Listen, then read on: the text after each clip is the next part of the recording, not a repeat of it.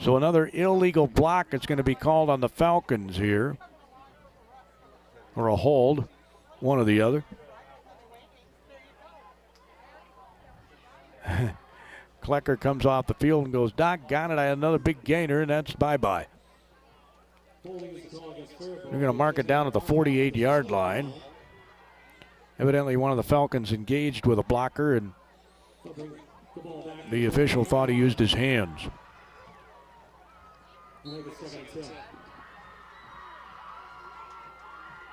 So Nelson drops back on a 2nd and 10, and he's going to whip it down the field, and it's going to be caught for a touchdown, Faribault. Oh, what a beautiful pass right over the shoulder. A little teardrop right over the shoulder to Mata. 1:46 to go in the quarter. Wow. And it comes with 1:46 to go in the first quarter, ladies and gentlemen. We're not out of the first quarter yet. And it's 36-0. They're going to try and kick the extra point again here. Boy, that was a beautiful pass. And, the snap ended up not being able to be handled, and so that's not going to happen, the extra point. But it's kind of a wet night and all that, too, so that can factor into it. In any event, the Faribault Falcons are way out in front of the Albert Lee Tigers here in their home opener at Bruce Smith Field. The fans have had a lot to cheer about. With 1:46 to go here in the first quarter, it's 36-0. Falcons back in 30 seconds.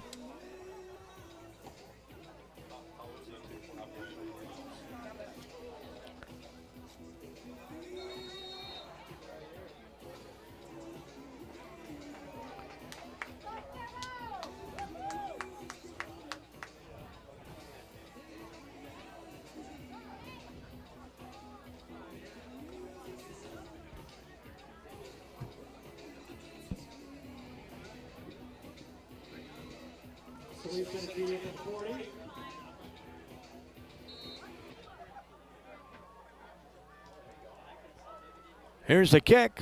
End-over end kick. It's taken at the 20-yard line. Tigers at the 30. Breaks a couple of tackles. Takes it out to about the 34-yard line, and that's where they'll start 1st and 10. Faribault has had the ball 5 times, and they've scored 5 times. 33, 41, 72, 23. You get my drift. Long touchdowns, much like Ohio State did to the University of Minnesota Golden Gophers the other night.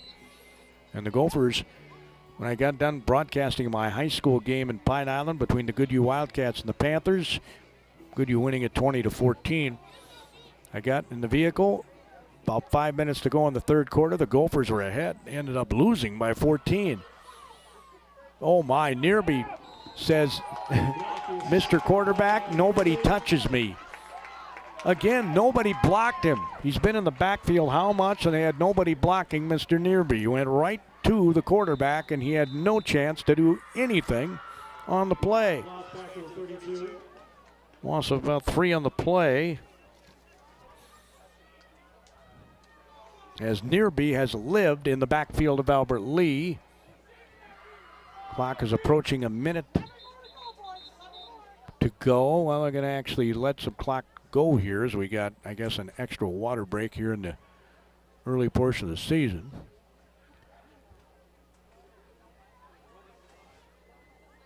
The clock was moving a bit there. If you're wondering about running time, that happens in the fourth quarter, I think, and you got to be up by, well, I don't remember what it is.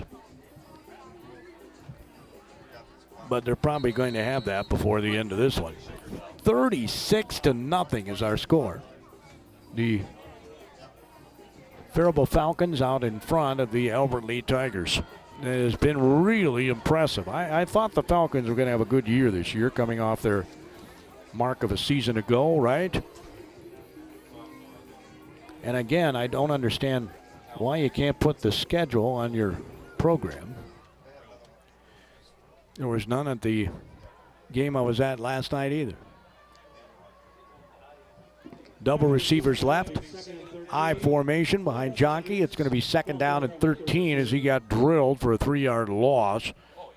We got a substitute in there in the middle. I'll get him for you in a moment. Nice swing pass. He's going to break it out in the open. He's going to go all the way down the far sideline, all the way down inside the 35, down to about the, well, they're going to mark it at the 30, I think. That'll be a 38-yard gain. That's by far the best play they've had today.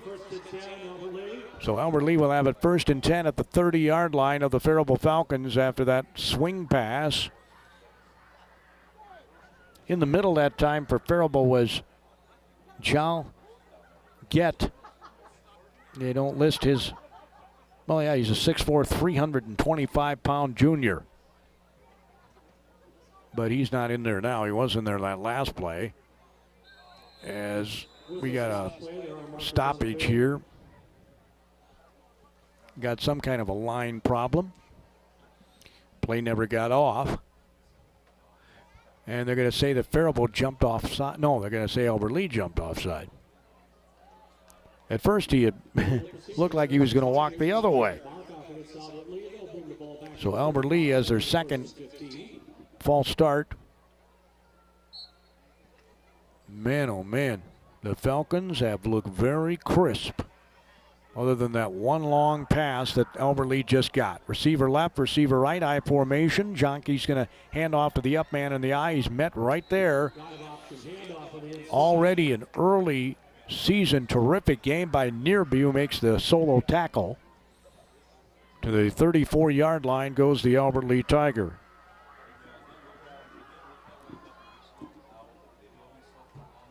As the seconds are going to tick down, and Albert Lee's going to let the seconds tick down, and that'll be the end of the first quarter. The first quarter is in the book. And the Faribault Falcons enjoy a 36-0 lead. We'll have your second quarter right after this 1-minute timeout.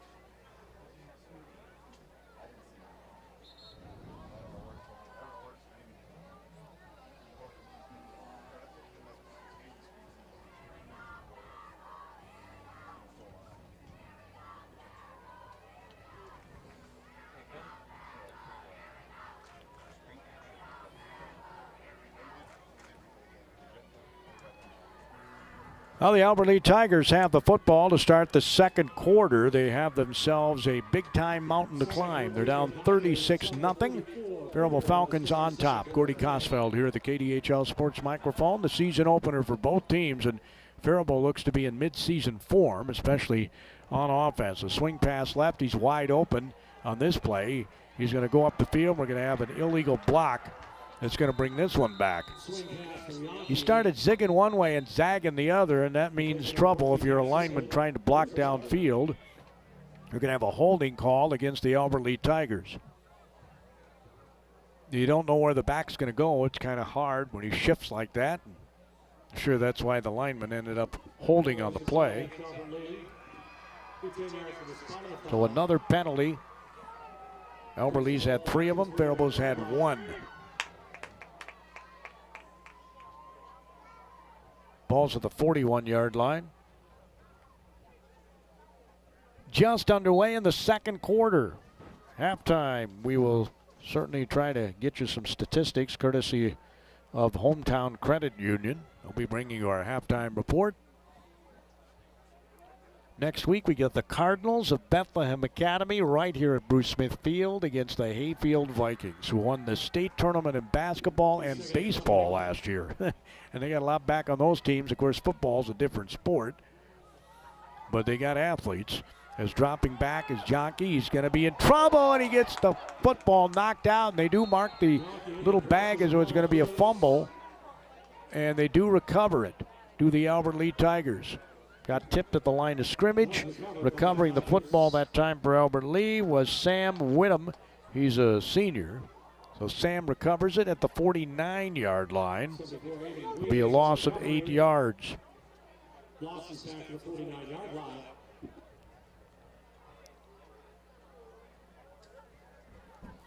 Loss of 8 on the play.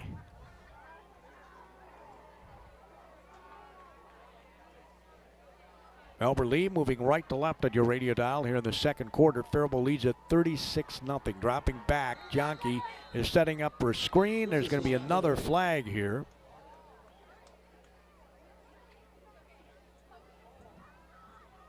Which are becoming more frequent, the flags. Nervy's going to check back in.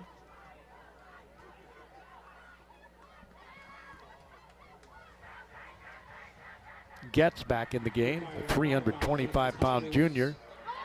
They're going to mark the ball at the 46-yard line of Albert Lee, and they're going the wrong way.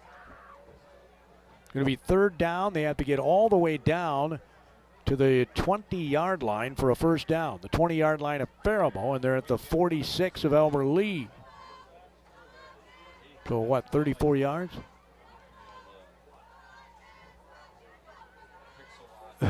Third down and 34. What do you got in your playbook for third and 34? Receiver to the left, receiver to the right, I formation under the gun, or under the center, I should say, is the quarterback, and he's in trouble, and he's going to be brought down for another loss of a couple yards. Earlier I said the offense is in midseason form. The defensive guys heard me, and now they are playing in midseason form. Mata was over there also on the stop that time for the Faribault Falcons. Well, they don't have 69 on the roster, but 69 just was in on the stop. As Mata is on the far side. On the near side for Faribault is Johnny Frank. And the sophomore punter is going to have to put his toe on ice at halftime as he punts. A high kick. They say stay away from it. It takes an Albert Lee bounce.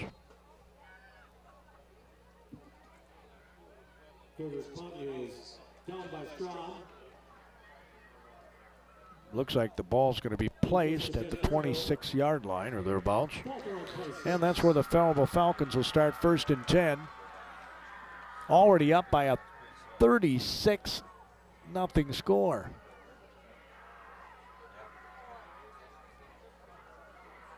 Falcons moving left to right in your radio dial here in the second half. You've got Mata in the slot. Right outside of him is Worrell. And Frank is off to the left. Nelson has Lenway standing to his left. He's going to hand it off to Lenway. Lenway, nice knifing tackle that time by the Albert Lee Tigers. He came in unblocked. Making the stop was Logan Strom. He's a sophomore. So Strom makes the stop, no gain on the play. No gain on the play, will make it second and 10.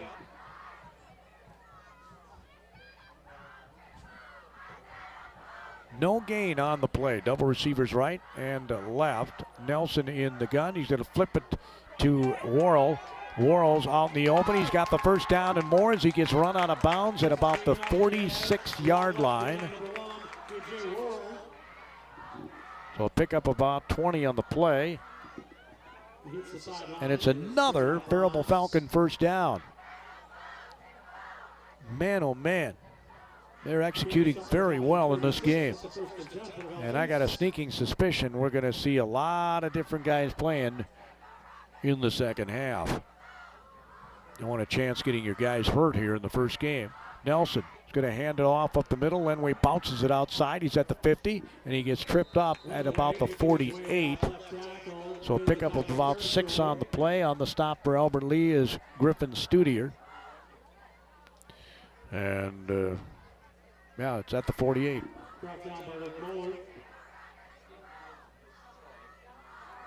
Double receivers right, a receiver left.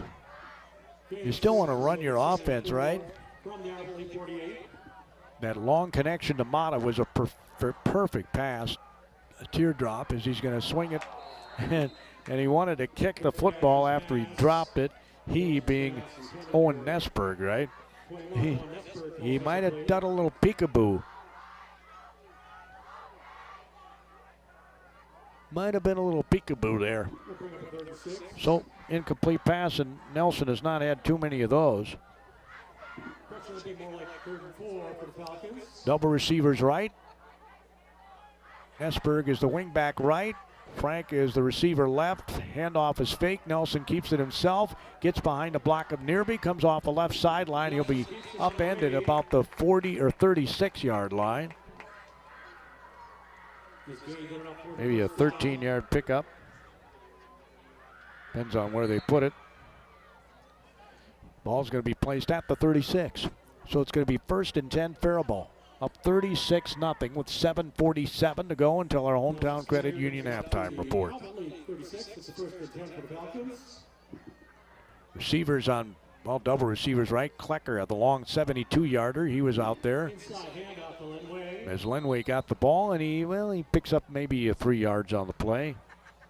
Not one of their longer carries, but right now they're still clicking pretty good. Boy, I tell you, that offensive line has been really good, and Nearby comes out over the football. Gett is in a tackle on the right side. Nelson throws right. Mata catches. He had to wait for it, and that allowed, breaks 2 or 3 tackles, and he's being run out of bounds. What an amazing play by Mata. I mean, there was a Tiger right there, and then another Tiger, and he got away from him. It's not going to be much of a pass, just a couple of yards, but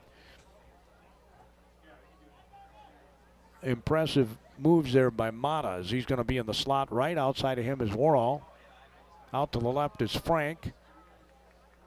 Lenway stands to the left of Nelson, and the wingback left is Nesberg.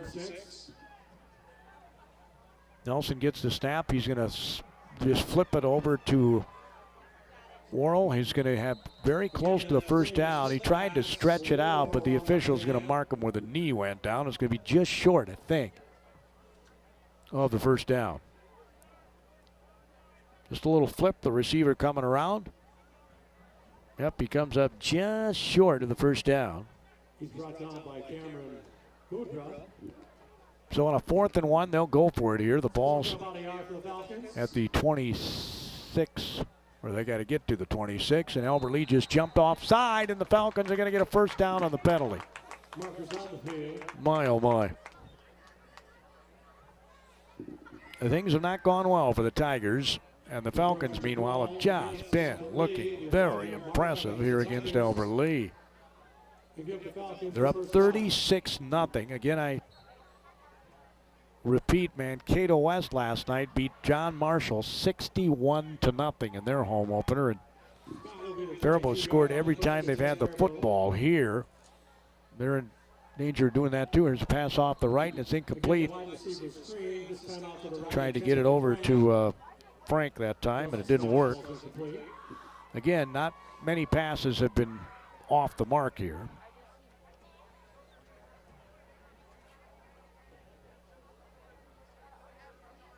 So Nelson gets the play signaled in. We'll go back, and they'll try and execute it. Nearby out over that football. He's had a great game, both offensively and defensively so far. Nelson fakes a pass. He runs up the middle. Picks up about 4 yards on the play.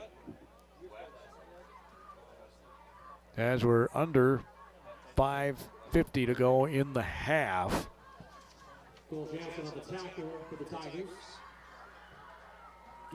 Hometown Credit Union will bring you our halftime report. By the way, Malika's Auto Body brings you our crunch time Faribault player or players of the game.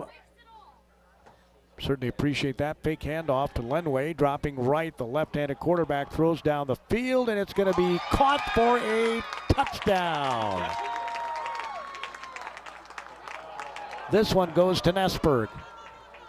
Nelson rolling right, pass intended for. Well, do we get a flag on the play? It's coming back. Well, how many touchdowns have they had come back? That's at least the second one, maybe the third. Still no touchdown. Before the 7 for the Falcons. Ball the Tigers 19.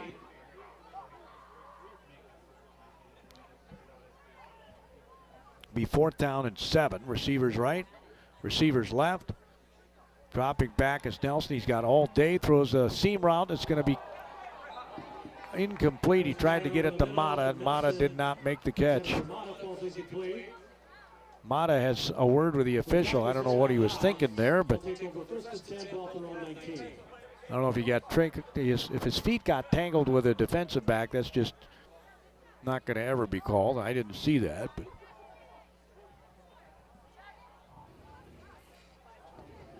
What a half of football the Faribault Falcons. It's been a long time since Faribault's had a half like this.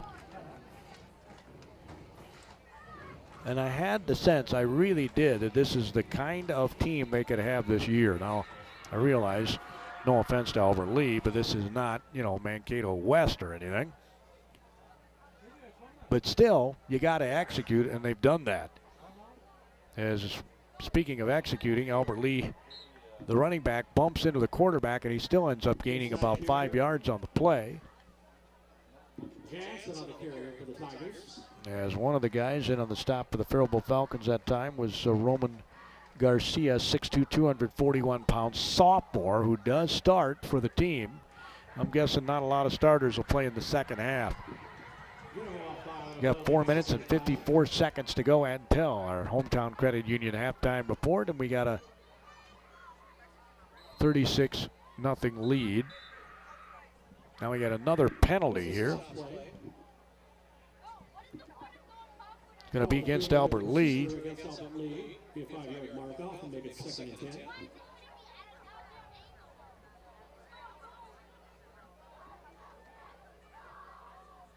So they march off the penalty, and it turns into a second down and about 1. Or I'm sorry, I'm looking the wrong way here. Albert Lee's got the ball. They're moving 2nd and 9. As he drops back, swings it off to the left, and no catch is made. He had nothing but green in front of him. I'm talking about green jerseys, not green grass. As he swung the pass, Jonky did out to Tucker Eriksmoen. He's a senior, and Eriksmoen saw, like I said, those green jerseys in front of him and thought, better not catch this. It's going to be, well, I thought it was 2nd before. Down. Ball's at the 19-yard line. That last drive, the only one that Faribault has not scored on. They did not convert the 4th and 7. That's why Albert Lee got the ball. Double receivers left, single receiver right. Jonky drops back, throws over the middle. It is incomplete. We're going to have a pass interference against Faribault on the play. It's going to be a pass interference, I think, against Faribault. We'll see if that's the call or not. But when he threw it out, the timing of the flag tells me that's the call, and that'll give Albert Lee a first down. Officials waiting to mark off the penalty here. Albert Lee's had only 1 first down in this first half. Or, I'm sorry, 2.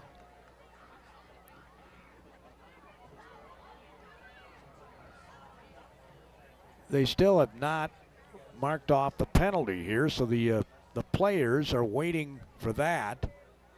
As they march the ball down to the 35, it will be a first down by penalty. And the Albert Lee Tigers, with 4 minutes and 26 seconds. Again, right to left on your radio dial goes Albert Lee. Faribault showing blitz here. It's a high snap. He drops back. He's in trouble, and he throws it at the feet of the intended receiver because there was speed coming from the edge in the form of Isaac Mata. Mata came flying in there and forced him to unload the ball early.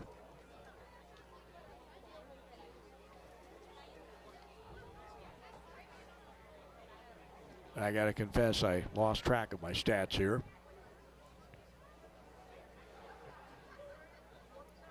So hopefully I get something to me here before the end of the half, I can share with you the Hometown Credit Union halftime report. Another high snap. Jonkey's going to drop back. He's going to throw over the middle, and he's got flags all over the place here. We'll see what this is all about. Man, oh man, almost every play now we've got flags.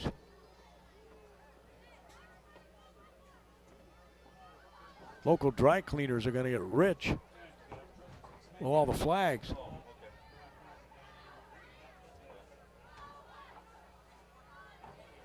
It'll be a hold against Albert Lee. See if they decline it.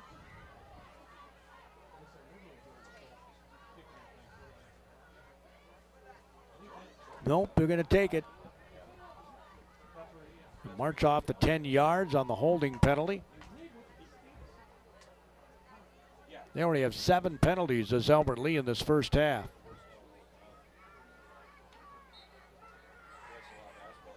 They're just being overmatched here, frankly, by the Faribault Falcons, who have been very impressive in this season over. We got some subs in the game. I'll get them for you in a moment.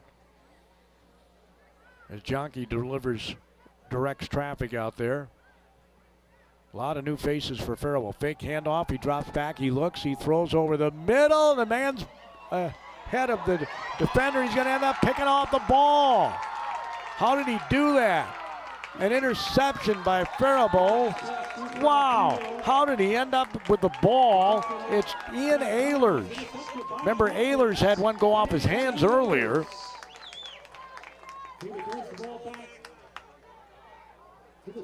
So Ehlers, who looked like he was trailing the receiver, as the receiver was catching the ball, he pushed him. The ball ended up in the hands of Ehlers, and he takes it all the way down to the 33-yard line of Albert Lee. So Faribault will start for the 3rd time in this game in Albert Lee territory with 4. Yep, they got plenty of time. 4:06 to go. Double receivers left, single receiver right. Handoff up the middle. Hammonds, he's out in the open. He's at the 25, the 20. Does a spin move and gets down inside the 15. Kind of sits down there at about the 14-yard line.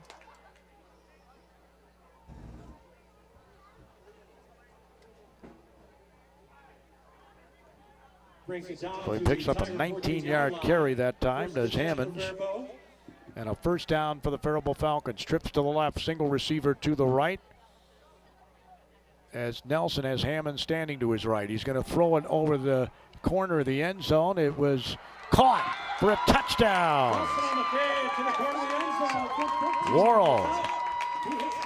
Worrell catches the touchdown. So Nelson to Worrell.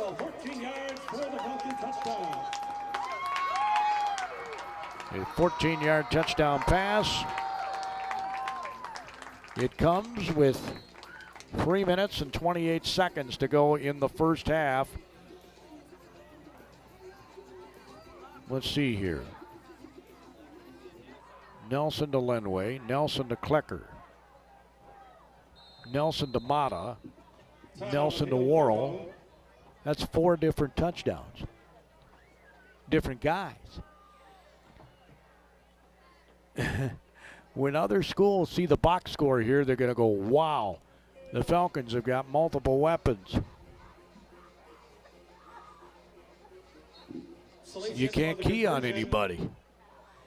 So Nelson will hold here as Solis will do the extra point. Again, the hold or the snap was not the best, but it does go through the uprights. They'll be working on that in practice. That's one of the few things that hasn't gone right. The extra point kick is good. He's made 3 of them. Has Solis. And a flag is coming over, a fog is coming over the field here at Bruce Smith Field. 43-0. 3 minutes, 20 seconds to go in the half. Faribault leads at 43-0.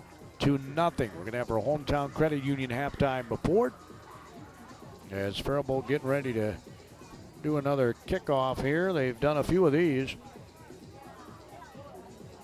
Hy-Vee always kicks off great savings in every aisle. They've got a stock-up sale going on right now at Hy-Vee. Hy-Vee Foods here in Faribault.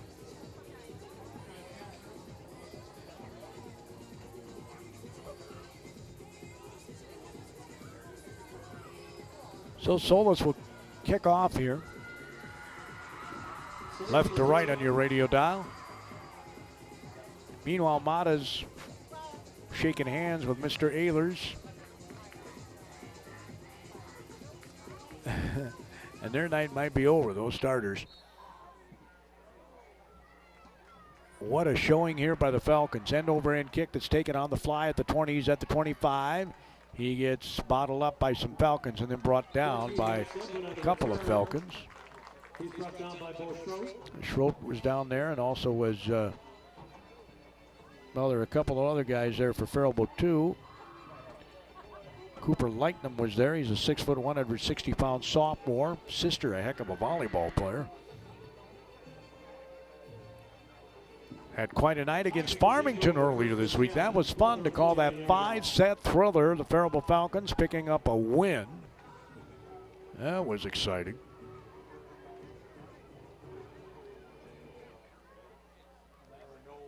So Albert Lee's going to try and get rid of the donut here. They're down 43-0. Actually, they might just want to try and regroup. Throw over the middle. It's incomplete.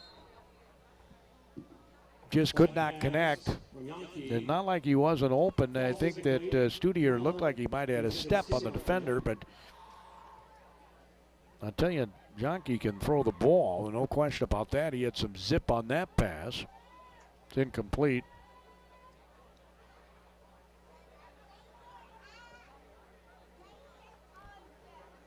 Gordy Kosfeld here at the KDHL the KQCL Sports Microphone, Power 96 Radio. It's been a couple of years since we had a game on Power 96 because of COVID. After the game, you'll hear Southern Minnesota's best classic rock. Receiver right, receiver left. Handoff goes to deep man. He gets out in the open and will be brought down there. Nice tackle by Faribault's Nesberg, Owen Nesberg. His arm tackle, if you'll ever see one. Had the strength to pull him down. The ball's at the 34. Pickup of about 5 on the play.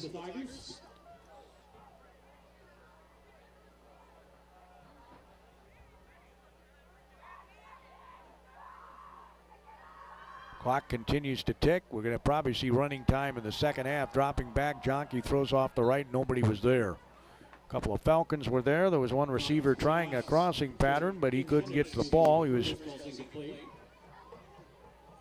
looked like he was chasing the Falcons. As Nearby's going to check back in, and Get's going to check back in. Sitting down for the Faribault Falcons is going to be Besky. Also coming out for Faribault is Garcia.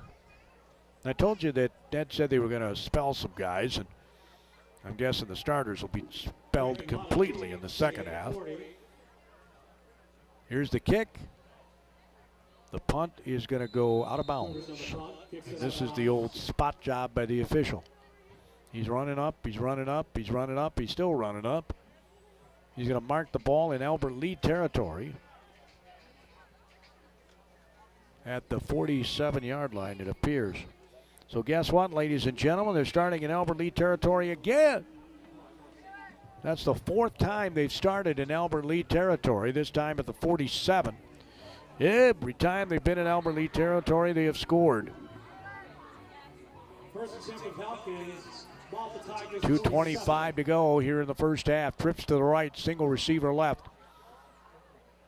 Nelson whips it out to the right. And he's going to just go off to the races. Is Klecker. He's going to take it all the way down to the 34-yard line.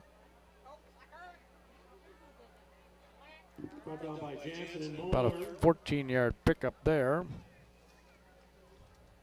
The Klecker has looked impressive here. Nice tall 6'6" target, and he's got some speed. Trips to the left, single receiver right. Nelson fakes like he's going to, oh my, did he have a gaping hole to run in. He's going to take it all the way down to the 15-yard line. What a terrific hole as he picks up 20 yards. My word, it looked like the parting of the Red Sea. Incredible hole. That line doing quite a job. Nearby's still in there. We got Becky in there. Well, this is coming back, I guess. I guess that's why they had such a gaping hole.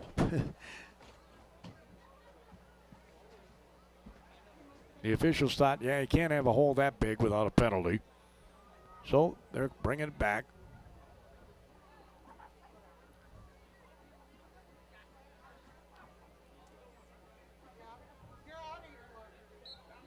Ball's going to be at the 31-yard line, and that's where they'll have it. Going to be first down.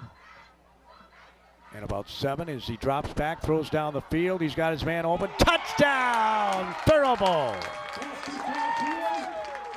Worrell, A.J. Worrell, the 6'3", 180-pound senior.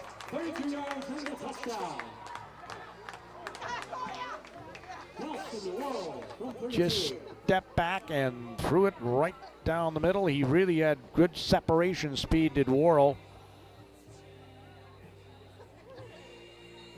So a 34-yard touchdown pass. Comes with 1:34 to go in the half. So they send for the conversion. And they're going to kick the extra point. And it's good. And the kick is good. Always get a kick out of the officials looking at each other before they raise their arms. And they looked at each other a little while that time. 50-0 is our score, and we're not even at halftime yet.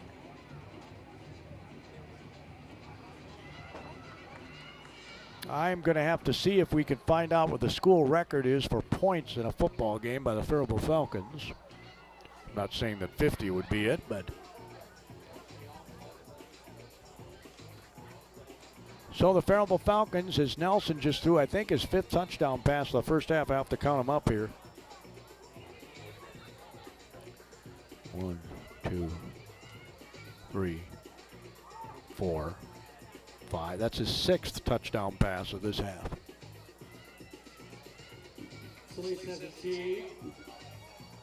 That's the 2nd straight to Worrell.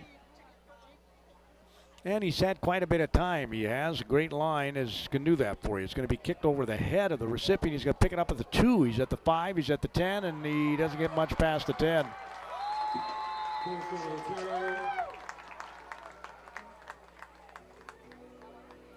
Getting up off the bottom of the pile for the Faribault Falcons is going to be Joey Stenneberg. Joey is a sophomore, 5'9", 149 pounds.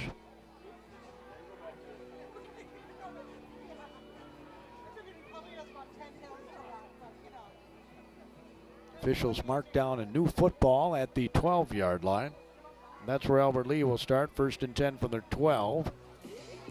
With a minute and 27 to go in the half. 50-0 Faribault. 50-0.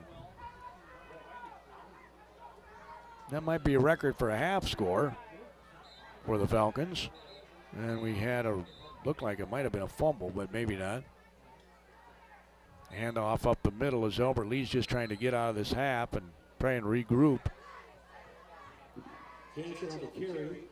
Is slow to get up is the young man who just carried the ball. I think he's cramping. Yeah, it appears to me he's cramping. And that is the young man we've been telling you about, Drew Teeter, the sophomore. He's played, had a lot of tackles on defense, and I can see why he would be cramping. So they have a trainer out there attending to Mr. Teeter. It's been all Falcons here in the first half. 1 minute, 12 seconds to go in the half, and it's 50-0 Albert Lee. Teeter's going to limp off under his own power here as he hustles back to the sideline. That's always a good sign. And those cramps can hurt. You ever got one in bed at middle of the night? You know what he's feeling. Well, I don't think we'll see Hunter Nelson in the second half. I don't think we'll see any of the starters in the second half. 50-0. He's second and 9 for the Tigers. as the Faribault Falcons and Albert Lee Tigers in their season opener for both teams. Handoff goes to the deep man here. Mata came up, I think, and picked his ankle.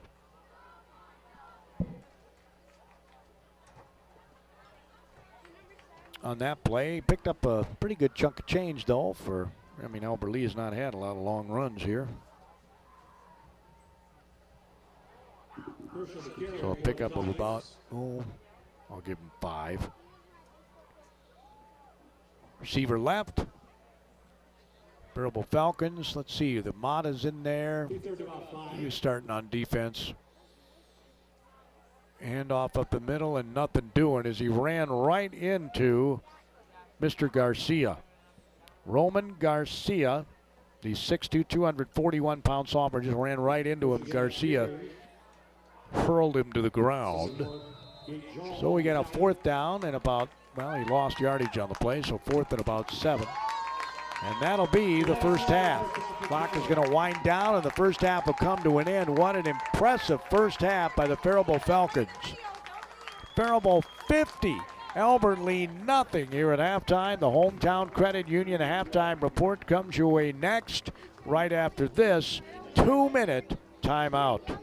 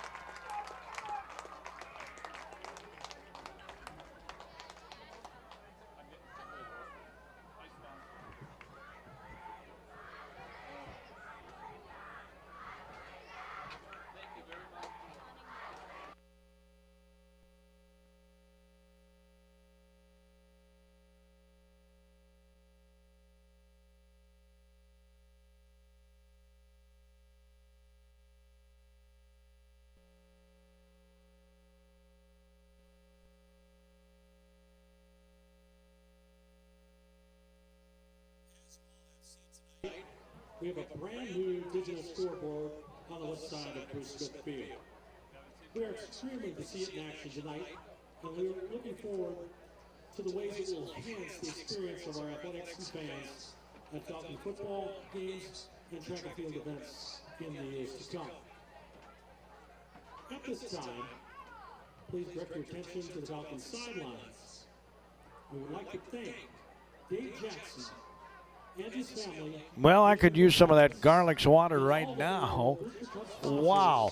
Our Hometown Credit Union halftime report. They are proud to sponsor Faribault Falcon football and, of course, the Hometown halftime report.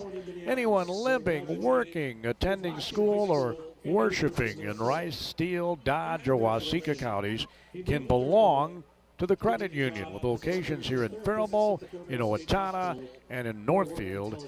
You belong at Hometown Credit Union. And they are proud of their hometown here tonight in Faribault. The Faribault Falcons have a 50-0 halftime lead. Wow.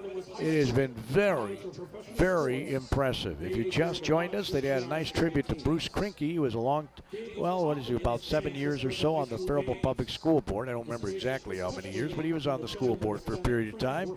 Bruce, I worked with Bruce at KDHL Radio, just a class guy, terrific guy. I'm going to miss him. We had a mutual love of sports, of course. Bruce used to play for the Faribault Lakers, and Nort Johnson was telling the story about Nort was a bat boy back when Bruce Krinke played first base for the Faribault the Lakers, and I know that he was very excited about Faribault getting the state amateur baseball tournament next year. It'll be a bummer not to have Bruce around here. I'm sure he'll be watching from somewhere else, if you know what I mean. He'll be up in heaven watching. So it's awesome that they are now talking about the new video board out here at Bruce Smith Field, similar to the ones that are in the gym here at Nolan Gym in the facility in the school, the high school, and the gym. 50-0 is our halftime score. I'm going to check my emails and see if I got some first half statistics, see if they remember me again. It's a brand new year, right? So they got to be remembered. And I didn't see anything, but we'll check again. Next, we would like to say thank you to our 5 major sponsors that have stepped up and made this project a reality. And it might take a while here because they still got to, well, it's all computerized, right? We probably will have the information here shortly. I did want to note, because I got a note from our fire chief here in Faribault, and it seems appropriate that the Hometown Credit Union halftime report will be giving you a little hometown news item here at halftime of the Faribault Falcon 50-0 lead over the Alberley Tigers. They're going to have their annual September 11th memorial service at the Faribault Fire Station next Saturday. Of course, that's September 11th. September 11th, they'll have that. It's the 20th anniversary commemoration ceremony at the Faribault Fire Station. Ceremony will begin at 7:46 in the morning. That's when the first plane hit the towers.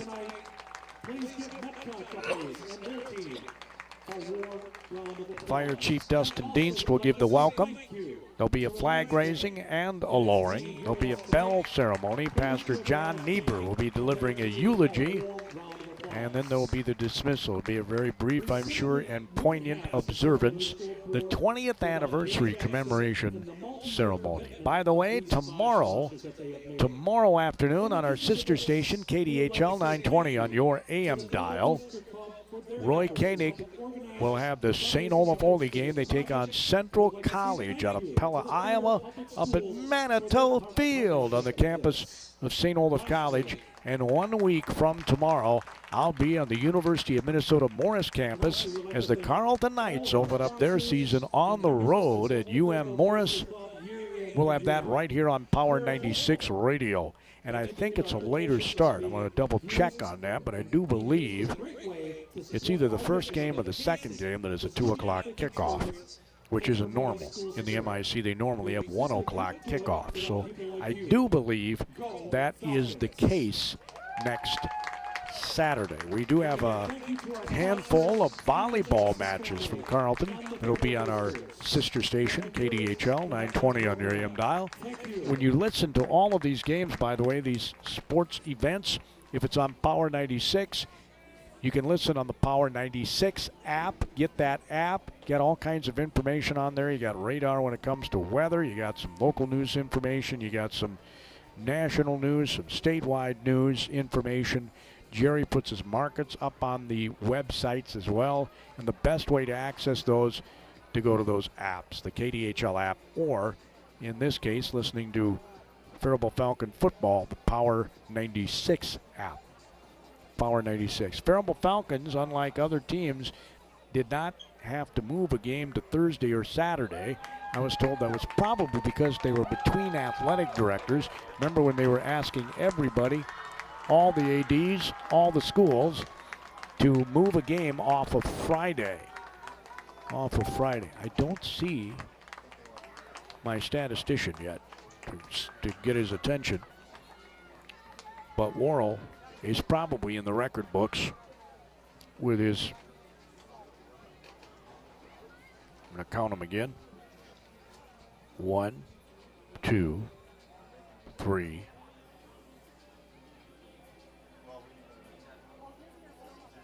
4. He had 6 touchdown passes in the first half. That is impressive. he really was not under duress at all.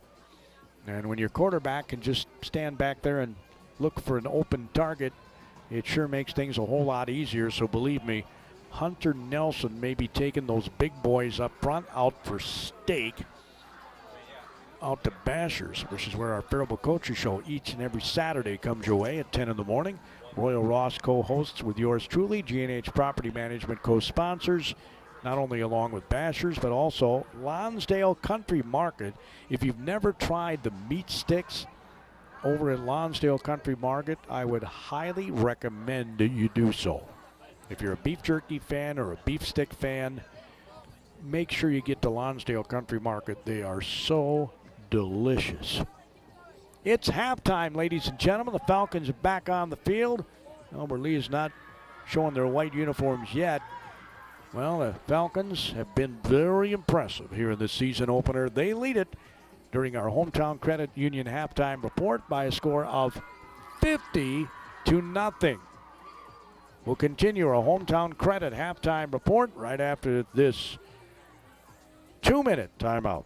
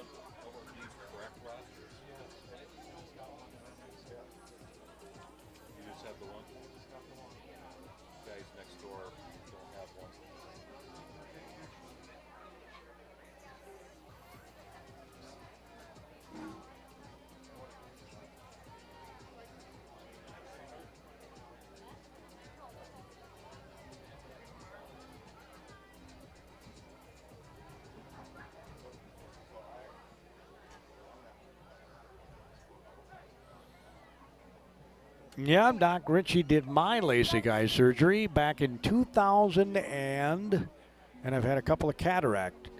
We had a cataract surgery, and then we had a couple of adjustments with my eye that I had the cataract, the lens, put in. And like I said, I had LASIK surgery. I'm trying to remember the year, and I'm thinking it's right around when my dad was in the nursing home. So that would put it back in 2004.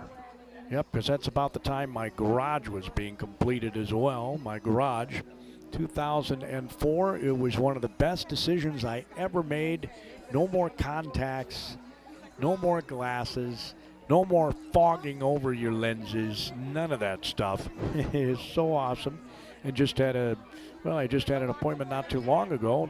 Still have 20/25 vision. I know 20/20 is perfect, but 20/25 when you're in your 60s isn't bad. Our score here at halftime isn't bad either if you're a Faribault Falcon fan. It's 50-0 thanks to Hometown Credit Union for bringing our halftime report. And I do have the official statistics now. Listen to this. Faribault has 430 yards of total offense at halftime. Albert Lee has 46. Faribault's run 32 plays to 27 for Albert Lee. Faribault's got 13.4 yards per play. 250 yards passing. Nelson 10 of 14 in the first half. He's got 5 touchdowns. 5 touchdowns. The first touchdown I had forgotten was a run. I had counted it as a pass. It was a run. So thus, that's why I was off. 5 touchdowns in a half is pretty impressive. 10 of 14 passing. Albert Lee's quarterback, Yankee, is 3 of 14 passing. He's had 1 pick. That was by Ian Ehlers. 5 touchdowns, no interceptions. Negative 7 yards rushing for Albert Lee and 180 for Faribault. They ran the ball 18 times in the first half, so they averaged 10 yards a run. Add the receiving yards of 250, and you've got 430 yards of total offense. Penalties, 6 for 35 for Albert Lee, 5 for 50 for the Faribault Falcons. Albert Lee has 2 turnovers. Nearby recovered that fumble, remember, in addition to the Ehlers interception. No turnovers by Faribault in the first half.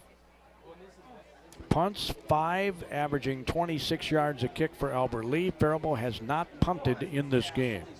They went for it on 4th and 7 in the red zone of Albert Lee and did not connect, so they didn't have to punt the entire first half. Time of possession, 11 minutes and 50 seconds for Albert Lee, 10 minutes and 36 seconds for Faribault, which is why I'm not a big fan of the time of possession statistic.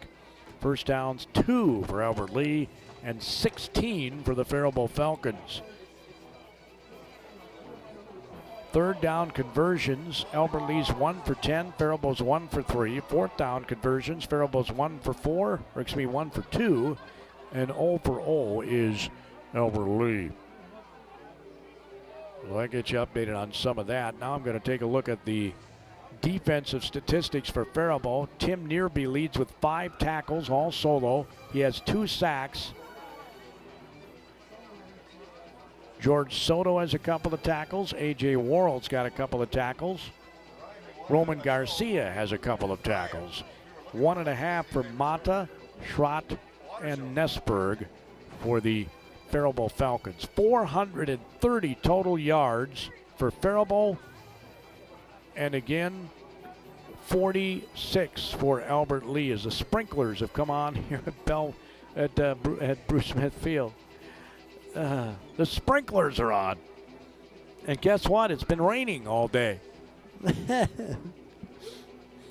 And guess what? The sprinklers are on the Albert Lee side of the field. They're going off. It's dousing the benches pretty good over there.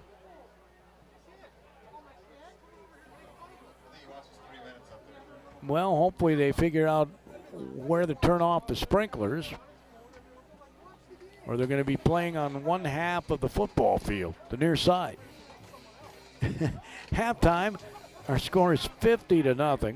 Again, a big thank you to Mr. Oakes for getting me those official statistics. Appreciate that very much. I'm sure you do as well. We get the official statistics, not mine, although I was fairly close, at least first downs and stuff. Yeah. No, I was. Really, I was. Didn't I tell you they had 2 first downs? And that's what they end up with.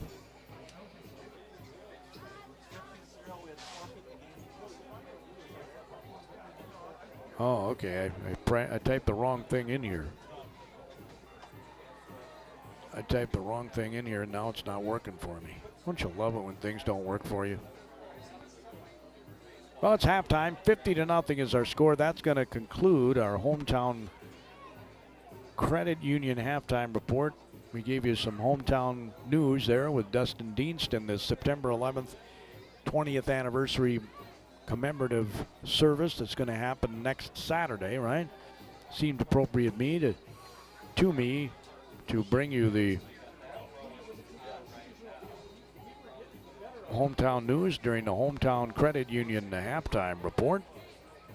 Folks at the Hometown Credit Union are proud to sponsor Faribault Falcon football as well as the Hometown halftime report. Anyone living, working, attending school, or worshiping in Rice, Steele, Dodge, or Waseca counties can belong. Locations right here in Faribault, in Owatonna, and in Northfield. You belong at Hometown Credit Union. Thanks to them for bringing you our Halftime report. Well, if today's game's any indication, it's going to be a fun year for the Faribault Falcons. They're up 50-0 at halftime. 5 touchdown passes to 4 different guys by Hunter Nelson. And we're going to see if we can find out if any of those are records. That's in a half. We're not talking a game. That's in a half. 5 touchdown passes in 1 half by Hunter Nelson to 4 different guys. Worrell got 2 pass catches. Klecker would have had 2, but he had 1 call back. It was a long one, 52-yarder if I remember right. As they're still trying to figure out how to get these sprinklers off on the field.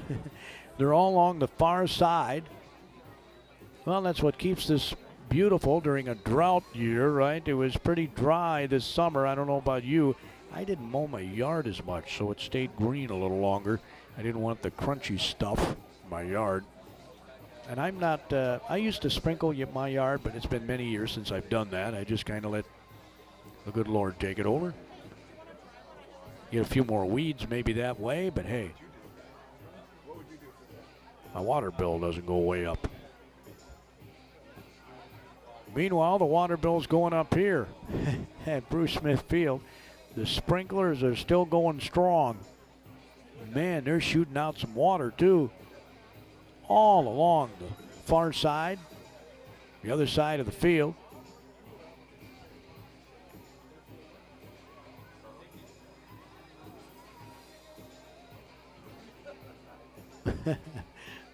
The officials are kind of scratching their heads. 50-0 is our score. The Faribault Falcons lead. Gordy Kosfeld with you here at the Power 96 Sports microphone. Again, conclusion of this game, we'll have our Malika's Auto Body crunch time performers of the game, and they probably won't be chosen because of their crunch time performances, because there won't be any starters playing. What typically is crunch time is the end of the game, right? Crunch time in this case, the beginning of the game. That's when it meant the most, I guess, and I don't think there's any question that Hunter Nelson is going to be one of our Malika's Auto Body performers of this contest with 5 touchdown passes in the first half.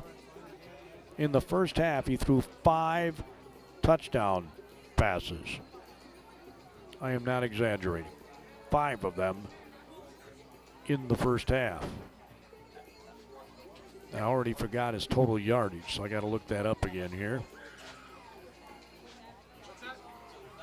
His total yardage passing was 250 yards. 250 yards and 5 touchdowns.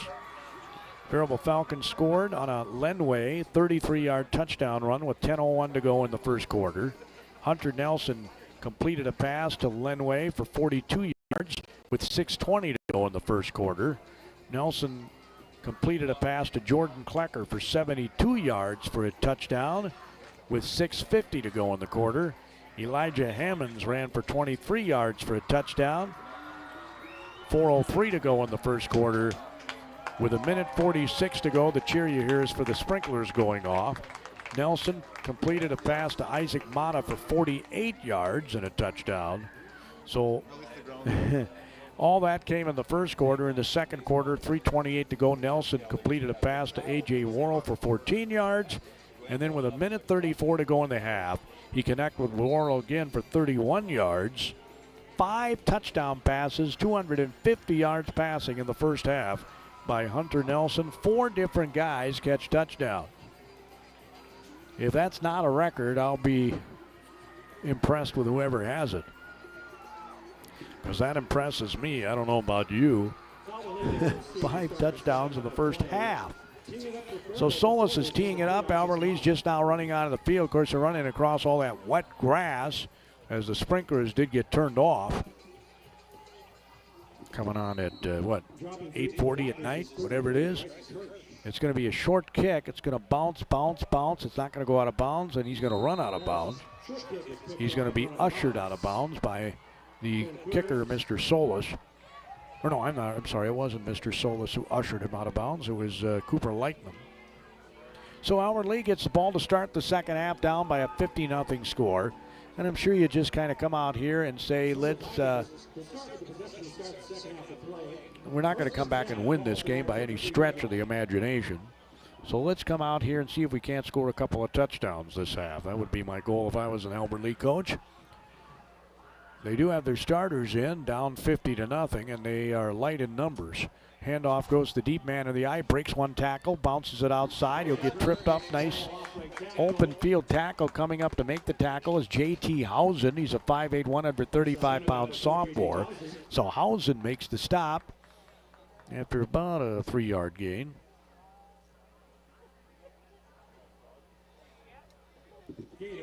As they do have substitutes in the game here. No starters that I can see are in the game for the Faribault Falcons. They got entirely new faces out there playing. And we'll try and track them down for you as we can. Jockey fakes a handoff. He'll be brought down right now. Is coming in to make the stop. Owen Schultz, 5'8", 170-pound junior. Ball's at the 35-yard line.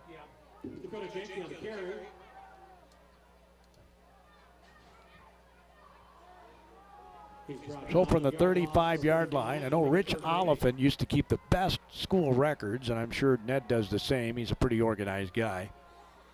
We'll check with him, and maybe he'll come out to Bashers tomorrow, or some of the players will. As, oh my, in trouble is the quarterback. He gets belted. Belting him first was Housen, but then he got cleaned up by a teammate who was out there as well. Donkey didn't know what hit him. He dropped back to pass, and it's been that way all night. Faribault's had a really good pass rush here tonight. It's going to be 4th down, and they're going to have to punt from deep in their own territory, so Faribault should get good field position here. Who's out here to receive the punt? They've got Housen on the far side. And on the near side is Adam Paschke, a 170-pound senior. So the sophomore is going to punt it. Pretty good one here, calling for the fair catch, then dropping it, but covering it up is Paschke. And so they'll have it at the 44-yard line. Faribault Falcons start their first drive of the second half from their own 44-yard line. They've had really good field position all night. The deepest they've started is their own 26. That was the only series they did not score at the first half. They went right down the field and then sputtered on a 4th and 7 from the 19 of Albert Lee. They had a touchdown, a couple of touchdowns called back in the first half, or it'd be more than a 50-0 score. Trips to the right, single receiver left. The new quarterback hands it off, and a good run as he gets 9 yards up the middle. The new quarterback for the Faribault Falcons is Cooper Lightnum. He's a 160-pound sophomore, 6-footer. As he handed it off. The back in there right now for Faribault is Stenneberg Joey, the 5'9", 149-pound sophomore, and they give him 8 yards on the carry. And then the second carry has the first down as he takes it further into Albert Lee territory, down to about the 44 or 43-yard line.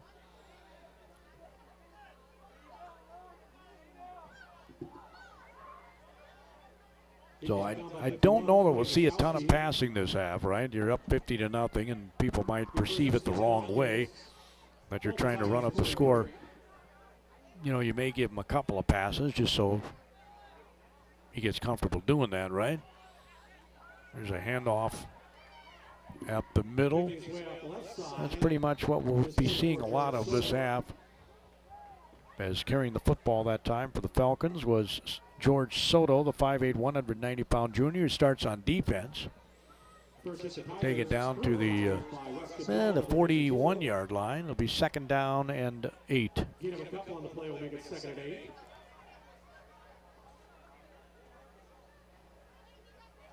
Clock continues to tick here in the third quarter. 50-0 Faribault. Handoff up the middle again. And he'll get a couple more yards, and that's about it. As carrying the ball again was Soto. So Soto gets a couple more yards. And we're just kind of milking some clock. Spot just inside the 40. Big third about 7 for the Falcons. Faribault leads it 50-0. Here comes a handoff. The quarterback kind of pushed the running back ahead, which is allowed these days. It wasn't allowed back in my day. He's going to take it close to the 35-yard line. It'll be short of the first down. He being Soto. So it'll be 4th down and a few. And of course, you're at the 36-yard line of Albert Lee. As somebody was going to go in and then they come back. They are looking in pass formation here on a 4th down and a few. He's going to punt it.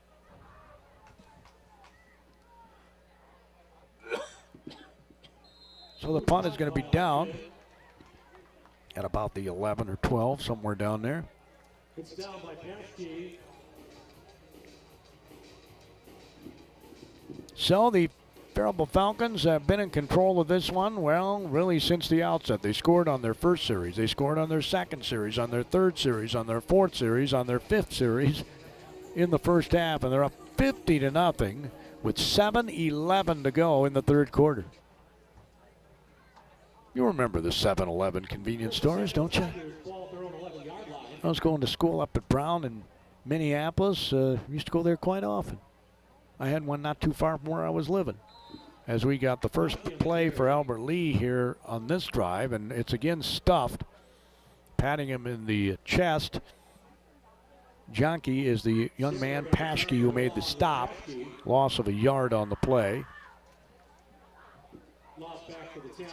So we will definitely have running time in the fourth quarter. And in this case, there should probably be running time in the third quarter.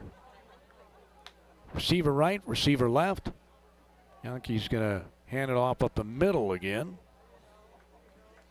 And not much there.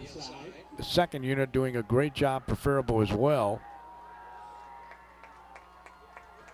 Coming out of the bottom of that fray for the Faribault Falcons was Jimmy Wellborn, a 6'2", 164-pound junior. It's been kind of quiet here tonight, which is interesting when you're up 50-0. You'd think there'd be a little more of a celebratory mood here. First time we've had a crowd for a football game that wasn't limited. I formation. Jonke drops back. He's going to swing it out to the right. And a missed tackle, and then he'll be brought down after a few yards, and that's going to be about it. On the stop that time for the Falcons is going to be Paschke again, safety. Paschke's going to go back to receive a punt here, it appears. He'll be the only guy back this time. So the sophomore punter for the Albert Lee Tigers, who certainly has gotten enough practice tonight. He had 5 punts in the first half, I remember right. It's a wobbly kick. It's going to bounce, take a Albert Lee bounce to about the 41, and that's where Faribault will have it, the 41 of Albert Lee. That's the 5th time that the Falcons have started in Albert Lee territory tonight, and every time they've been in Albert Lee territory, they've scored.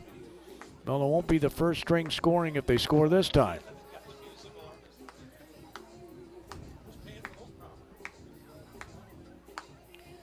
Official's going to place the ball down.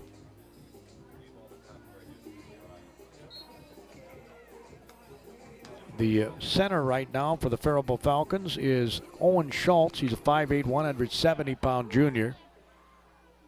He's the center. We got another new quarterback in here. I'll tell you who he is in a moment. Handoff up the middle. And he keeps both hands over the football. Nice job there by Joey Stenneberg. The new quarterback is Deshaun Davis. He's a 5'9", 150-pound sophomore. Down to the 36-yard line. So a nice pickup of 5 yards.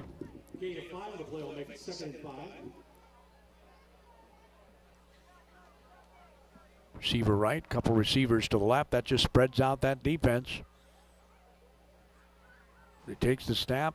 He'll hand it off again, breaks a tackle, and he can't break the other one. No gain on the play. As they gave the ball again to Stenneberg, and I can tell you, there are not too many negative plays in this game for Faribault. 50-0 if you're just joining us. 4:26 to go in the third quarter. The Falcons on top of the Albert Lee Tigers. Got a flag on this play, and the official's going to mark a penalty off against the Faribault Falcons. It's going to be a holding call, it appears. It's the third one called on Faribault tonight. So from the 46-yard line, it'll be second down and about 15. Double receivers left. The single receiver right is Shane Mogren. He's a senior, 6'3", 180 pounds. Faking the handoff and getting out to the outside. Good pickup there. Going to pick up about 9 yards on the play is Davis, Deshaun Davis. Looks like he's got some wheels. He's a sophomore, 5'9", 150 pounds.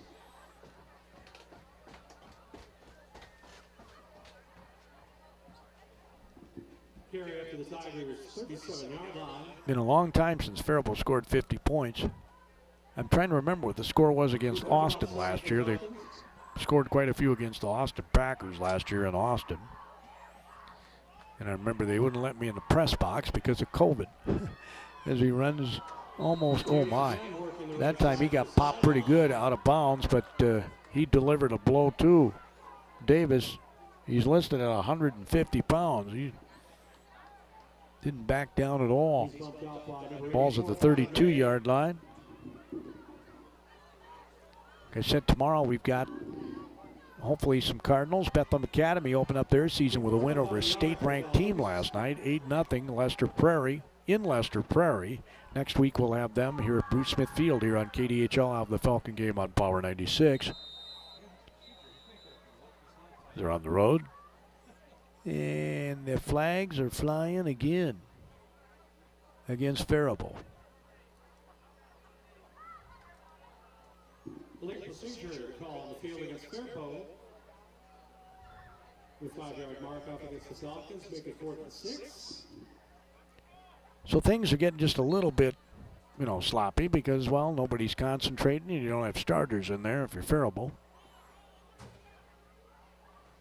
It's got to be hard to remain focused when you're ahead or behind for that matter, 50-0.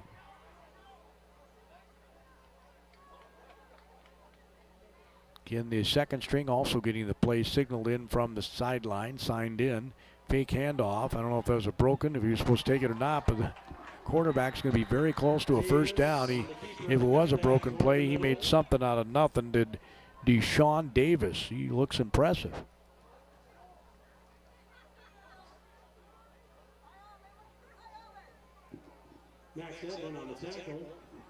So the ball's at the 32-yard line, and it's going to be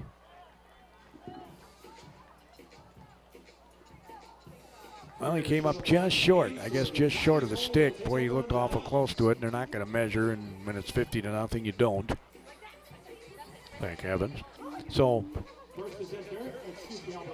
Albert Lee will have the ball 1st and 10 for the 32-yard line. That's the first time Faribault started in Albert Lee territory and has not scored tonight. Again, the starters were not in. And they still have their starting quarterback out there. As Albert Lee is a couple of yards on this run. Over there to make the stop, or one of the guys making the stop was Lightham again. Lightham is a 6', 160-pound sophomore who's had an impressive night on defense. In fact, even before on special teams, he made a couple of nice plays.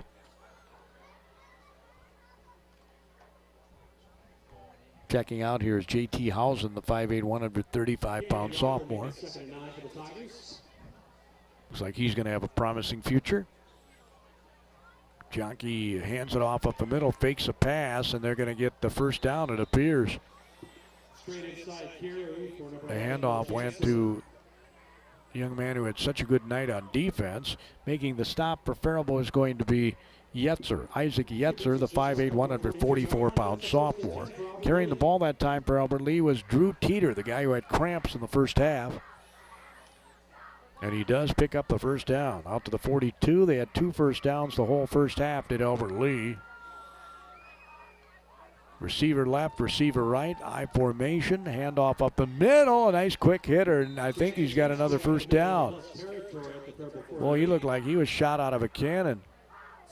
And he might have just earned himself a job as a running back on the Albert Lee Tiger team. I mean, a starter. On the stop again was Lightnum.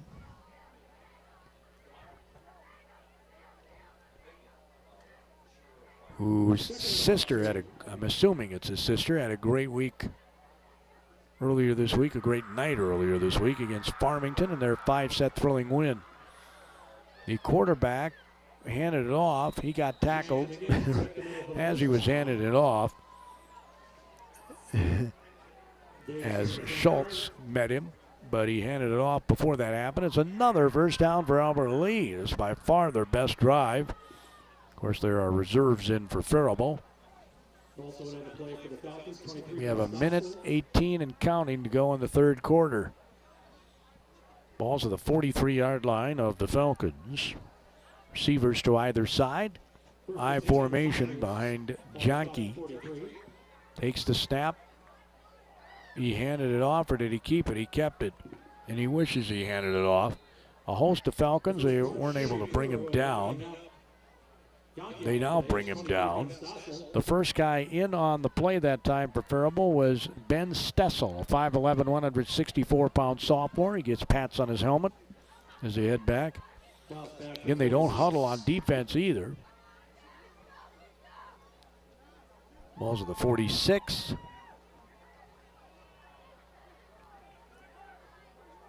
.29 seconds to go in the quarter. Swing pass left, he's open. And he's going to get a lot of real estate. He's at the 30, the 25, the 20, a missed tackle, and he's going to go all the way for a touchdown. Albert Lee is not going to get shut out tonight. A 46-yard swing pass touchdown. 46 yards for the Albert Lee touchdown. Just a little swing pass. Nobody had covered him coming out of the backfield. Then when somebody finally did get over there, they weren't able to make the tackle. So the shutout is bye-bye. The score comes with 18 seconds to go in the third quarter. Here comes the extra point kick. The snap is good, the hold is down, the kick is up, and it's going to be wide to the right. Wide to the right is the kick. At least from my vantage point, it was right. And also from the kicker's vantage point, looking at the goalposts. 18 seconds to go in the third quarter. Faribault's got a 50-6 lead. We'll be back in 30 seconds.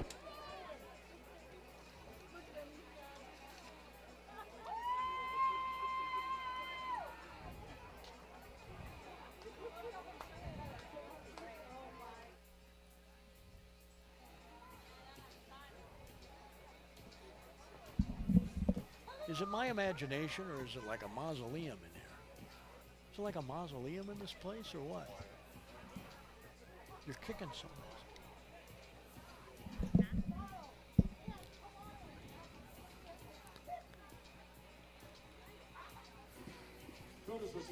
You're in tune to KQCL-FM, Faribault, Minnesota. After the game, Southern Minnesota's best classic rock.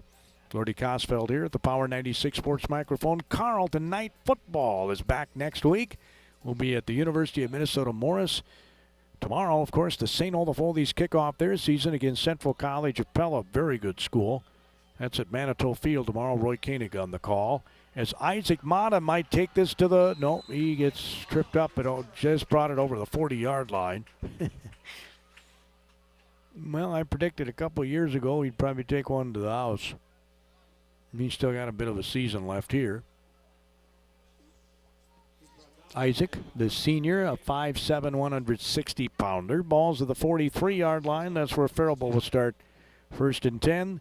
They had Hunter Nelson, if you just joined us, threw 5 touchdown passes, 250 yards passing in the first half.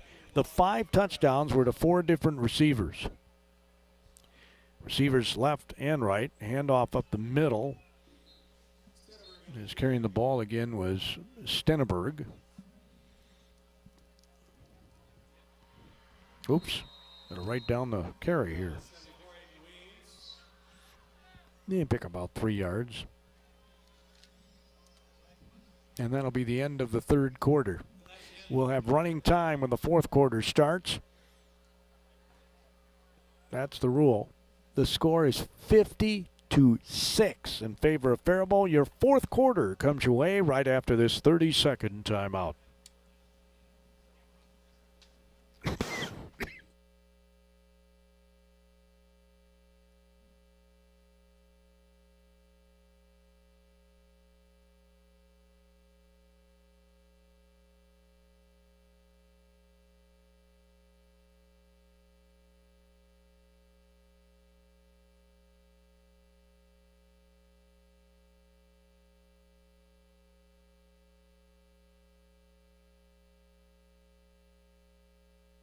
Yep, they boot all kinds of savings around IV right here in Faribault. Check it out. The stock-up sale. Hope you have a great Labor Day weekend. I know I'll be working on Labor Day, but a lot of you folks will get the day off. And we'll have the Faribault Coaches Show tomorrow and the small lineup of shows that we currently have on the airwaves. We're hoping we get more. Ball's at the 46 as Faribault starts the fourth quarter. Right to left in your radio dial. We'll have running time here. There's the snap, the handoff off to the right. He cuts upfield after looking like he was going to go wide right. On the carry that time for the Faribault Falcons is George Soto. First carry of this quarter. Faribault did not score. But in the third quarter, they lead it 50-6. Double receivers left and right. Handoff against Soto. He's got the first down. He's going to take it down to about the 45-yard line.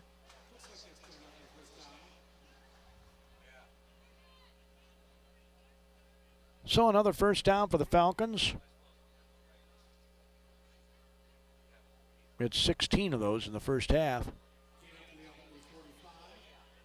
The time of possession was in favor of Albert Lee, which is, means nothing. I mean, it is a statistic, but I don't know that it really means a whole lot in most games. Handoff off to the left, and we're going to have another flag here. That came out a little late. So we'll see what the penalty is about. Boy, those guys have been throwing their flags a bit. Handoff goes to Stenneberg, but a penalty's a penalty's a penalty, right? Well, some people are probably thinking, well, why don't they just kind of let this stuff go here? We got this game not in doubt whatsoever, but you got to call the penalty. You're supposed to view the game like it's nothing. 5-yard mark. I'll bring the ball back to midfield. Make it first to 15 for Faribault. Double receivers left.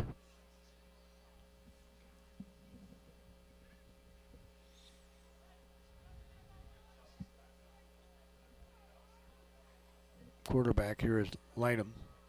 Handoff up the middle and a fumble, and Albert Lee's going to cover it up. So an Albert Lee recovery of a fumble. Albert Lee recovers, and they'll take over right at the Falcon logo at the 48-yard line of Faribault. That's the first time that they have started in Faribault territory, and we'll see if they can get another touchdown here. It'll be a couple in a row. Now, I told you at halftime, if I were the coach, I'd say let's see if we can get 2 scores this half as the Fourth quarter's underway here at Bruce Smith Field. Throw down the middle. It's caught. And he's going to go all the way for a touchdown. Albert Lee, one play. 48-yard touchdown pass.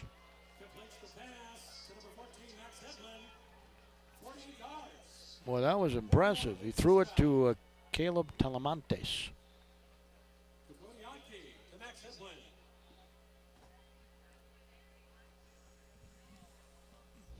Comes with 9:43. I don't know why the clock stopped. I thought they'd have running time here, but maybe it stops on scores. I don't know. But they are not moving it now. I mean, it's a 35-point difference. It's 50-12.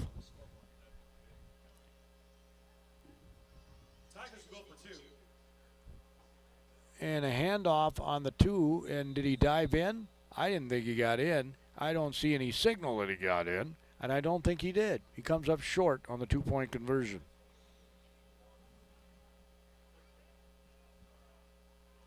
So the 2-point conversion is not good. And they're booting prices all over the Hy-Vee aisles. Check out their stock-up sale. Certainly want to thank Hometown Credit Union for bringing you our halftime report.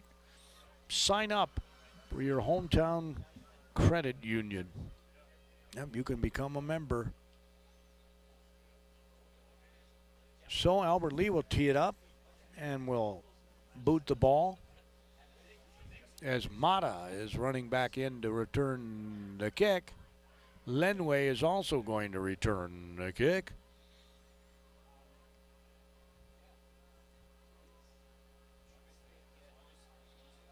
You've got to be a different cat to want to return kicks, especially punts. That's a good kick. Mata's going to receive this. He's going to take it to the 20, 25, off to the right. He stutter steps over the 35 to about the 37-yard line. And that's where the Faribault Falcons will have it 1st and 10. Up by a 50-12 score.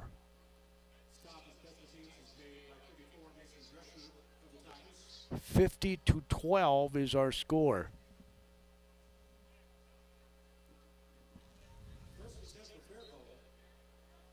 Yeah, they're stopping the clock here. I don't understand that. But 9 minutes and 15 seconds to go.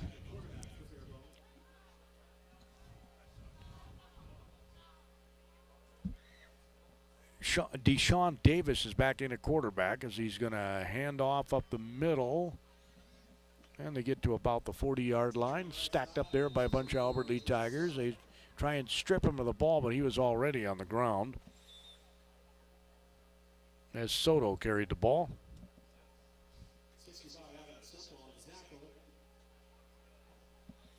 Yeah, pick up about 3, 2nd and 7. Ball's at the 41-yard line of Faribault. Game's not in doubt. Faribault's going to win this one. They're going to go to 1-0. And Albert Lee will obviously drop to 0-1. Only question is, what will the final score be? Davis hands off. Well, he breaks free of the pack, and he might go all the way. Boy, it looked like he was bottled up, and all of a sudden he came out of there and takes it all the way down to the 30-yard line of Albert Lee. A 29-yard ramble. Looked like he was all bottled up, and he being Soto. So they mark the ball at the 30-yard line. It'll be 1st and 10 for the Faribault Falcons. Our reserves would love to get a touchdown, of course. Double receivers left. Receiver off to the right. They work hard in practice, too. Davis is in the gun. He's got a glove on his right hand. Handoff goes up the middle and kind of banging into the pack that time with the Faribault Falcons, and that's what they've been primarily doing, is just straight ahead plays. As the handoff that time went to Stenneberg. Joey is the 149-pound listed on the roster here, sophomore. Well, hopefully a couple of guys can come out to Bashers tomorrow, the Faribault Center, for our Faribault Coaches Show. And a couple of Cardinals from Bethlehem Academy, I hope, come out too, because they open up their season with an impressive win on the road against a state-ranked team. 8-0. Looking at the stats, it appeared to me that Mr. Strotman had a great night. No surprise there. And he faked the handoff and made a nice spin move at the end of that run, did Davis. I'll tell you what, this young man looks to be a bright spot for the future. Deshaun Davis. Got some speed. And you know what they say. Can't coach speed. Double receivers left, receiver right. It's not totally true. I mean, there are exercises they do to make guys speedier, right? Handoff up the middle, and he hits twirled to the ground about the second he hits the pack. As the handoff that time went again to Stenneberg.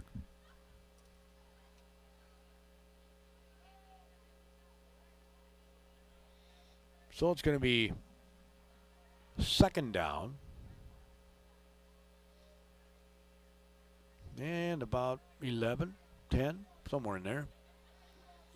Receiver right. Two receivers left to spread out that defense. Davis hands it off. He gets tripped up. That was a very nice play by the Tiger. Coming in to make the trip up for Albert Lee is Adam Semple. He's a junior. It might sound simple, but it wasn't. 5 minutes, 10 seconds to go in the game. Here, if you're any coach on either team, you're thinking, let's just get out of here with nobody hurt.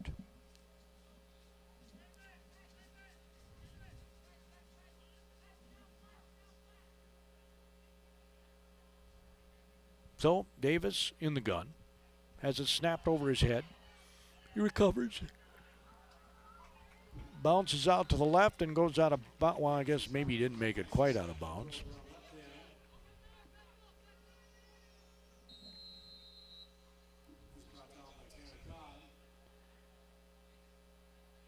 So I think we're going to have a water break here or something.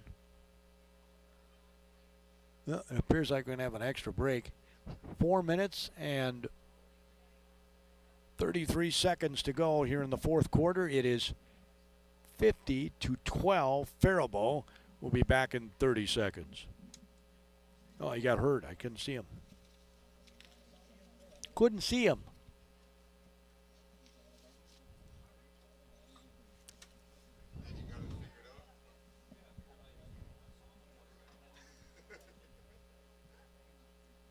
I just got done saying let's not get anybody hurt.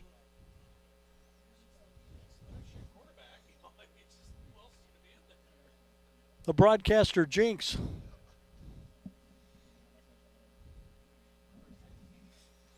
Well, folks, I did the old broadcaster jinx. I just got done saying let's hope we get nobody hurt. Now somebody's hurt.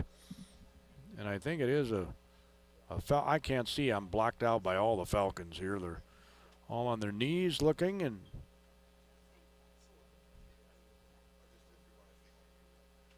I know Ned Lewis is out there.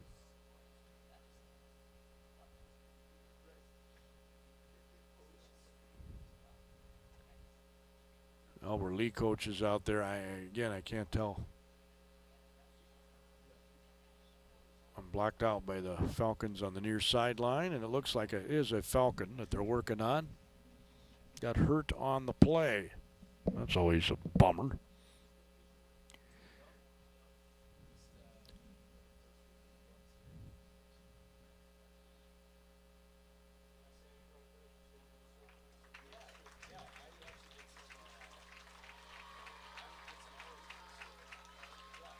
Well, they're going to carry him off the field here.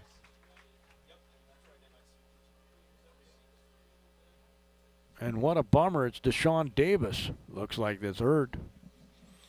Told you it looked like a really promising young sophomore, and he's not putting any weight on that leg. They're carrying him over to the sideline and holding that leg up.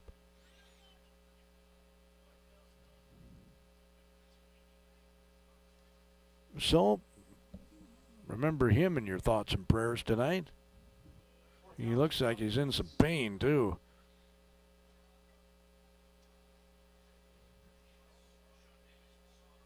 Yep, that is Deshaun Davis, who had a pretty impressive debut here.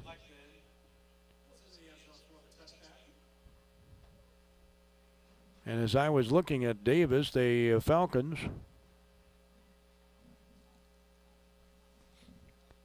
were going to try a pass, but it didn't complete for a touchdown. And Davis is in some pain down here on the bench.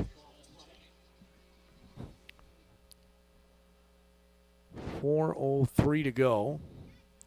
And we do have running time now. There's an incomplete pass there, which would have stopped the clock.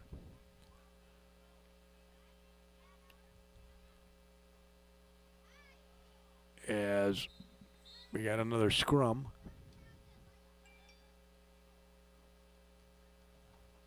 On the tackle that time for the Faribault Falcons after the run was Riley Quinnell. He's a sophomore. They don't list his height and weight.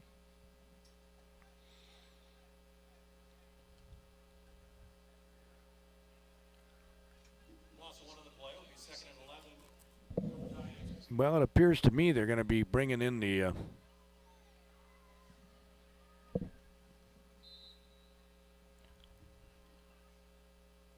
they didn't put him on a stretcher or anything. Like I say, Davis is on the near side.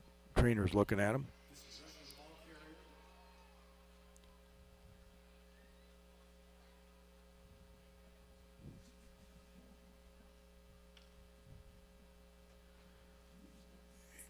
In the ball's at the 23-yard line. And the sprinklers are coming back on again. Boy, it's less than an hour after the last time.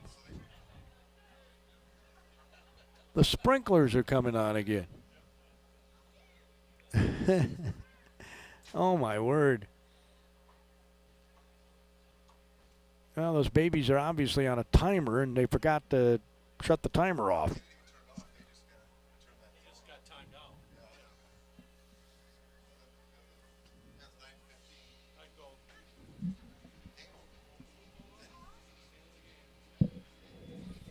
So that got a rise out of the crowd.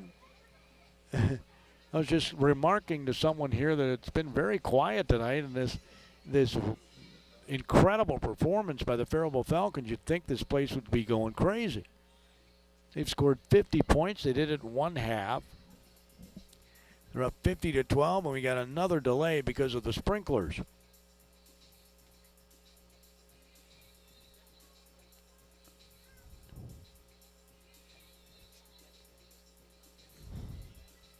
Last time it appeared to me they just let them go until they were stopping.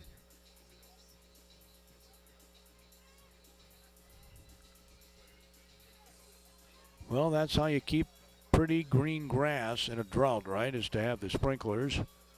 Everybody likes to see the nice, pretty green field. And plus, it's a softer landing for the players. But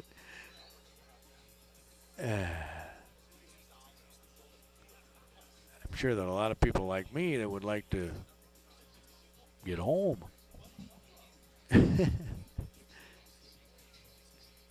Well, the scoreboard made its debut. It got dedicated at halftime of this game. New massive scoreboard in the same location where the old scoreboard was. The only difference is this has video.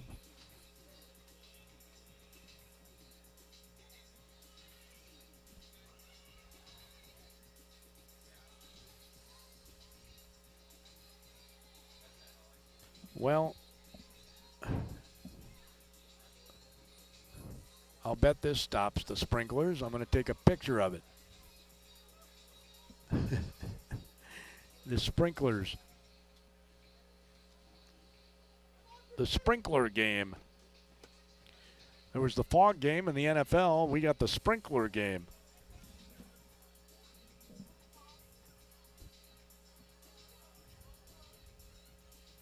Yeah, evidently they're just going to let them go until they're done.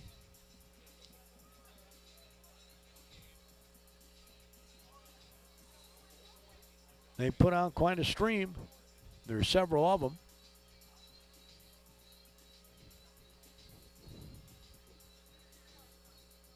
8 of them, I counted.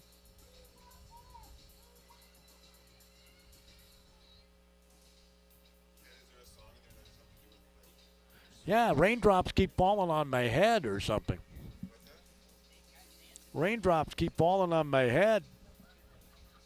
Rainy days and Mondays never get me down, or always get me down, or whatever it is. Who will stop the rain? The rain songs. Wasn't there an artist named Rainwater who did a song once?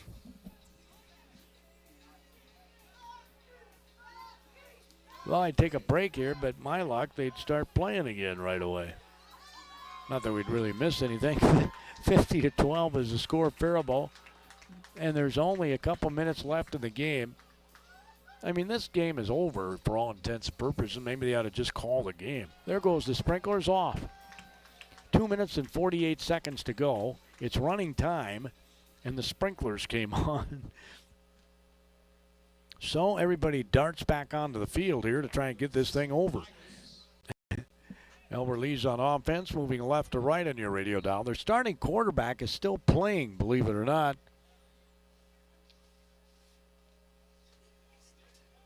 Oh, no, I'm sorry, this isn't the starter. It's Cameron Davis who's in there now.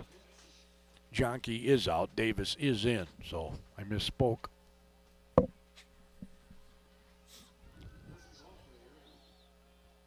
Hunter Nelson had quite a first half.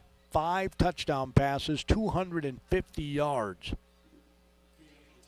It's very impressive.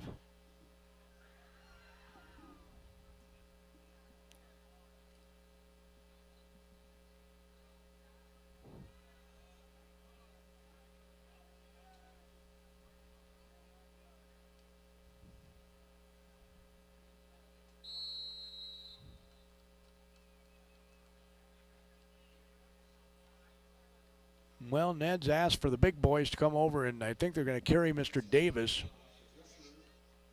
off the field here, Deshaun Davis. Got his big lineman over here to help him out.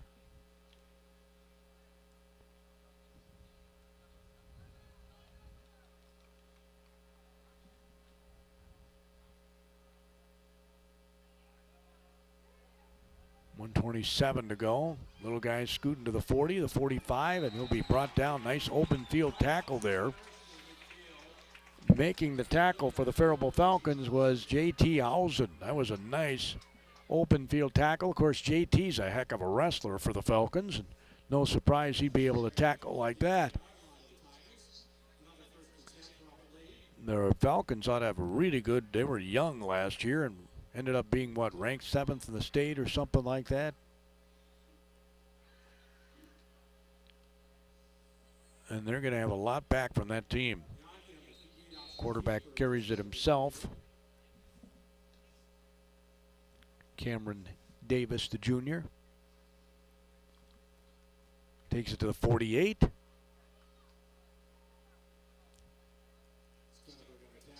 As the clock continues to ticky-tock, we have 27 seconds and counting in this season opener. We want to get you to Southern Minnesota's best classic rock. I'll get the stats up on our website. I promise. As, not quite a first down there. He's going to come up short, and that should be the last play of the game. And that's going to be it. The Faribault Falcons have their season opener here tonight. Pick up an impressive win over the Albert Lea Tigers, 50-12. Albert Lea did what I said at halftime that they would probably have a goal of doing, and that's score a couple of times and not allow a touchdown for Faribault. But wow, what an impressive opener by the Falcons and by Hunter Nelson. He has 5 touchdown passes, 250 yards passing. He throws to 4 different guys. Worrell got 2 touchdown catches. There was a catch by Klecker. There was a catch by Mata.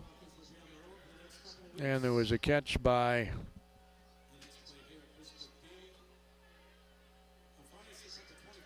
I thought I had all 5 written down here. First touchdown was a run. In any event, 5 touchdown passes, 250 yards passing in the first half by Hunter Nelson. Again, we'll give you those final stats. Check them out on our website. Best way to access that is to download the KDHL app or the Power 96 app. We'll have it for you. I promise we'll be wrapping all that up for you. In fact, I'll be wrapping up this game right after this 1 minute timeout. We get them all in there, Kat?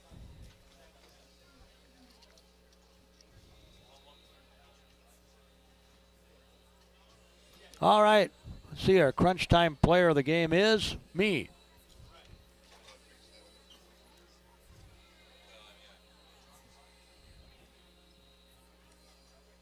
We get them all in there, Kate?